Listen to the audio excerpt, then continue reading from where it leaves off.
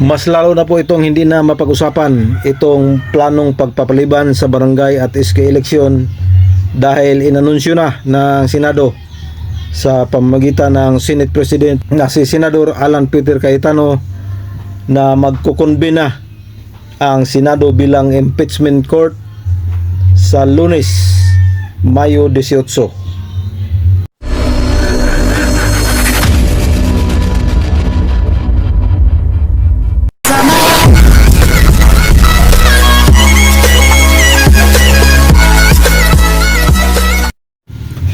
Hello, isang mapagpalang araw po sa ating lahat mga kapobre.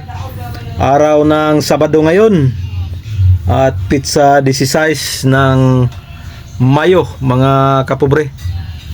Pasensya na po, 2 araw po tayong walang upload dahil medyo na busy lang si Cap June. Pero bago ang lahat, panibagong araw, panibagong biyaya, panibagong pag-asa, panibagong lakas, and of course panibagong vlog mga kapobre. For today's vlog, barangay at SK election update mga kapobre. Isang paalala lang mga kapobre, 2 araw na lang magtatapos na ang voters registration at ito po ay magtatapos ngayong Lunes, pizza 18 ng Mayo mga kapobre. Kaya habol na po. Ngayon, bukas at sa Lunes pwede pang makapag-rehistro ang ating mga kababayan para makalahok at makaboto sa nalalapit na barangay at SK election sa November 2, 2026. So mga kapobre, for today's update po, yung last na upload natin mga kapobre ay napag-usapan po natin na malabo na pong mapagtuunan ng pansin sa Kongreso man o sa Senado ang mga panukalang batas. Kasi 2 yung panukalang batas na pagpapaliban sa barangay at SK eleksyon na naihain na sa Kongreso at sa Senado.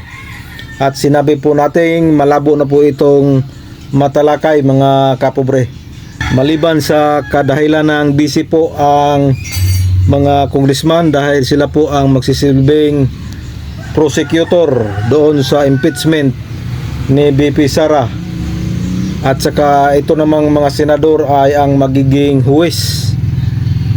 Ang Senado ang magiging impeachment court, kaya nasabi nating malabo na po itong mapag-usapan pa at magiging priority ng ating mga mambabatas.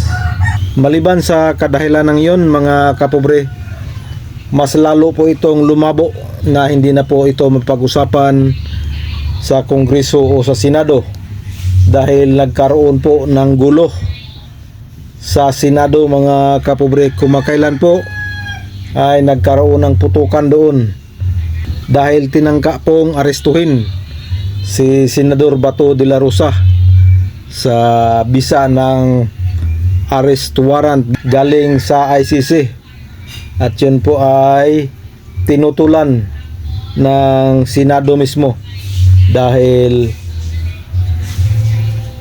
kailangan daw muna dumaan ito sa ating local court mga kapobre. So ito na po ang indikasyon niyan mga kapobre, dahil sa kaguluhang yun ay mas lalo na po itong mabaon sa limot itong pagpapaliban sa barangay at SK election dahil inanunsyo na po ng Senado sa pamamagitan ni Senate President Alan Peter Cayetano na sa Lunes ay magkukonbine na po ang Senado bilang impeachment court sa impeachment ni BP Sara. So dahil dyan, wala na pong pag-asa itong postponement ng barangay at SK election mga kapobre. At mas lalo itong gugulo mga kapobre dahil may plano pong paimbestigahan si Senador Robin Padilla, si Senador Jinggoy Estrada dahil daw doon sa nangyaring pagtakas ni Senador Bato de la Rosa. At So kahapon nga ay nagpalabas ang ombudsman ng suspension sa in charge or VP ng USA sa Senado. At nanawagan din si Senador Alan Peter Cayetano na kaugnay ng pagsuspindi sa USA chief ng Senado ay kailangan ding suspindihin ang NBI director na si Matibag dahil daw sa 5 sinasabi ni Matibag ay 6 daw ang mali. Yan ang sabi ni Senador Alan Peter Cayetano. So mga kapobre, yan po ang aking pananaw na mas lalo po itong hindi na matalakay sa Senado or sa Kongreso itong planong pagpapaliban sa barangay at SK election.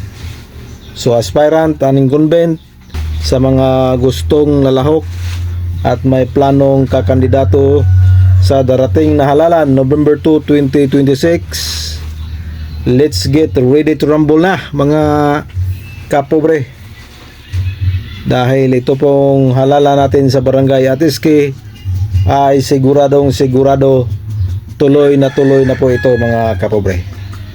So yan po ang ating quick update sa barangay at SK election. Again, pasensya na po, 2 araw po tayo hindi nakapag-upload dahil sobrang busy po. So ito na po, sana panoorin nyo. Please subscribe, like and share.